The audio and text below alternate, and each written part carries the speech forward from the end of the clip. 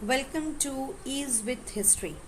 आज हम पढ़ेंगे हिस्ट्री का एक सबसे इम्पॉर्टेंट चैप्टर एंशिएंट का, द मौर्यन एम्पायर। जैसे कि हम सबको पता है कि मौर्यन एम्पायर के फाउंडर का नाम है चंद्रगुप्त मौर्य। अब ये फाउंडर कैसे बने, तो उसके पीछे एक छोटी सी स्टोरी है कि चंद्रगुप्त मौर्य, जिनके आगे चल के हम देखते हैं मेंटोर बनते हैं चाणक्य, वो एक दफ़े धनानंद यानी नंद डायनेस्टी के लास्ट रूलर धनानंद के साथ उनकी एक फाइट होती है, यानी छोटी सी एक बहस होती है किनकी, चाणक्य की। चाणक्य कुछ विश लेकर, कुछ डोनेशंस लेकर उनके पास जाते हैं, धनानंद के पास। एंड सिंस हम इतना जानते हैं कि धनानंद एक बिल्कुल भी केपेबल राजा नहीं रहते हैं, he only loved alcohol, he wanted कि भाई मैं राज्य ना देखूं, मैं आरामदायक लाइफ को अपनी व्यतीत करूं।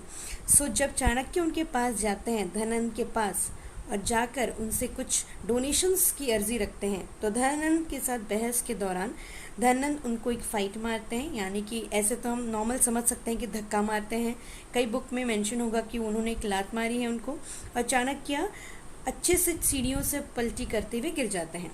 सिंस चाणक्य गिर जाते हैं तो उनको रियलाइज़ होता है कि मैं एक ब्राह्मण हूँ और मेरी यहाँ पे भरे सभा में बहुत बेइज्जती हुई, इसीलिए वो फैसला करते कि मैं एक ऐसे राजा जो एक राज्य को, मगध के राज्य को तबाह कर रहा है, इस राजा को मैं हटाऊंगा और किसी और को इस गद्दी पे लाऊंगा।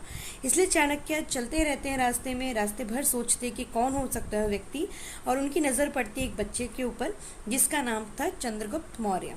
अब मौर्य डायनेस्टी के जो फाउंडर है चंद्रगुप्त मौर्य हमारे, जिन्होंने ट्रेनिंग पाई चाणक्य के थ्रू, और वो राजा बन जाते हैं धनानंद को हराकर।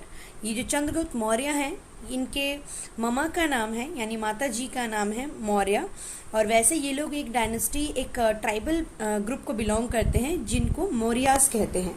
यहाँ पे मैंने मेंशन किया है मौर्यास, ये क्षत्रिय क्लैन रहता है। क्षत्रिय सबको पता है वॉरियर्स होते हैं। So coming back to here, so अब हम स्टोरी से अलग आके यहाँ बात करते हैं। चंद्रगुप्त मौर्य जिनकी डायनेस्टी है मौर्य डायनेस्टी, फाउंडर है। तो अगर आपको सवाल आएगा कि who was the founder of Maurya dynasty, आप मेंशन कर सकते हो चंद्रगुप्त मौर्य। इन्होंने धनानंद को हराया था। धनानंद आखिरी रूलर है नंद डायनेस्टी के। उसके बाद हम देखते हैं कि वो ना एक प्रॉपर एडमिनिस्ट्रेटर बन पाते हैं। इनब्रीटिंग मीन्स जो अल्कोहलिक होते हैं, एक रिस्पॉन्सिबल पर्सन भी नहीं है, और उनका कैपिटल था पाटलिपुत्र, यानी मगध का कैपिटल। और मगध अगर आप लोगों को नहीं पता कौन सा एरिया है, तो कुछ एरियाज बिहार के, कुछ एरियाज झारखंड के, उड़ीसा के, इस तरह से मगध को बनाया गया है इंक्लूडिंग।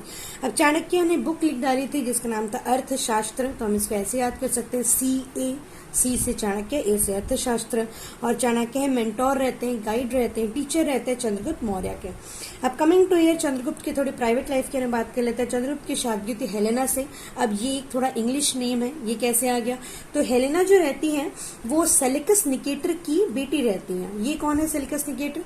सेलिकस निकेटर चंद्रगुप्त के साथ एक लड़ाई करते हैं, एक फॉरेन ट्रैवलर रहते हैं, वो लड़ाई करते हैं, और लड़ाई के दौरान सेलिकस निकेटर हार जाते हैं। लेकिन उनको रियलाइज होता है चंद्रगुप्त बहुत अच्छे फाइटर हैं, तो उन्होंने प्लान किया कि मैं अपनी बेटी की शादी इससे कर दूं। तो उन्होंने हेलेना की शादी चंद्रगुप्त मौर्य से कर दी। उसके बाद हम देखते हैं कि चंद्रगुप्त मौर्य के एक बेटे आते हैं जिनका नाम है बिंदुसार। बिंदुसार के बारे में मोस्टली बुक्स में ज्यादा मेंशन नहीं किया जाता है, उनके बैटल्स भी उतने नहीं हैं।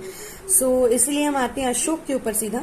अशोक है हमारे बिंदुसार के बेटे। अब उसको याद करने का सही क्रम है CBA, यानी अगर आप उल्टे तरीके से ABC को याद करेंगे तो ABC, उसी तरह से वापस आ जाइए CBA। तो A से हमारे अशोक हो गए।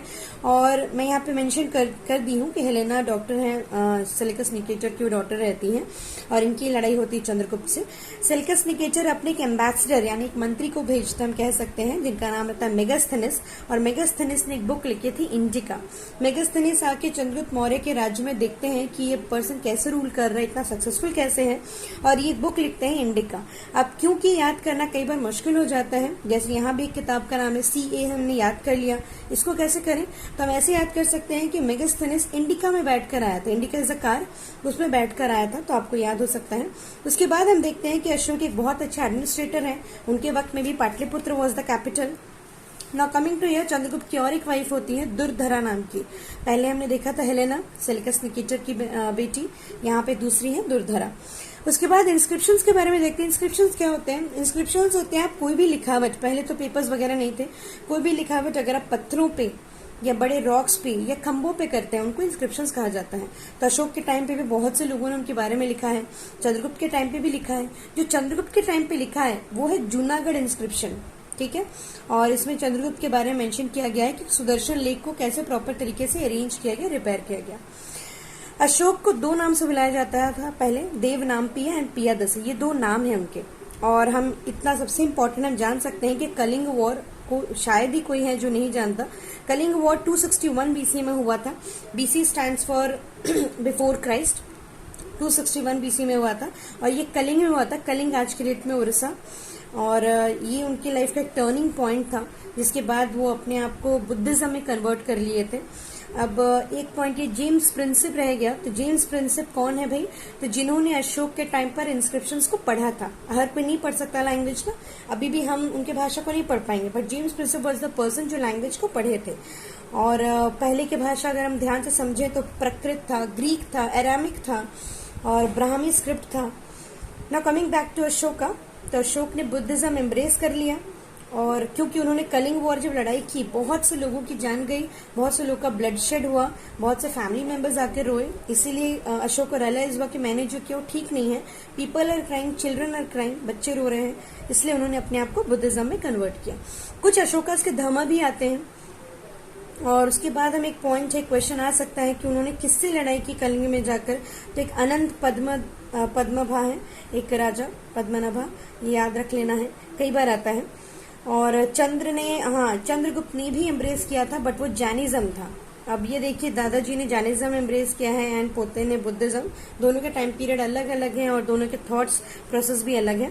चंद्रगुप्त मौर्य ने जैनिज्म एम्ब्रेस किया और जब उनका लास्ट पीरियड चल रहा था लाइफ का, उन्होंने सोचा कि मैं क्यों ना एक जंगल में जाके अपना लाइफ को व्यतीत करूं। तो वो कर्नाटका में एक जगह है श्रवण बेलगोला, वो वहां चले जाते हैं और उनके साथ उनके एक मिनिस्टर रहते हैं भद्रबाहु, वो भी जाते हैं। एंड वहीं पे वो अपने लास्ट के कुछ दिनों को, कई बुक्स में मेंशन्ड है या ऐसे भी हम जानते हैं, जितना 10-11 साल, most 12 years he spent in Shravana Belagola and he died due to starving, भूख रह रहकर। अगर आपको पता है, जैनिज्म मोस्टली यही कहता है कि आप अपने आप को बहुत हद तक खाली रखो अंदर से। Okay, then coming to Junagadh inscription I also mentioned. So yes, this is all about Mauryan dynasty. I don't think anything is left from here. If anything is left, then do let me know in the comment section. And इसके अलावा आप कोई और chapter अगर पढ़ना चाहते हैं, कोई भी 6 to 12 NCERT, history, geography, polity, economics, just let me know in the comment section. Thank you. Take care.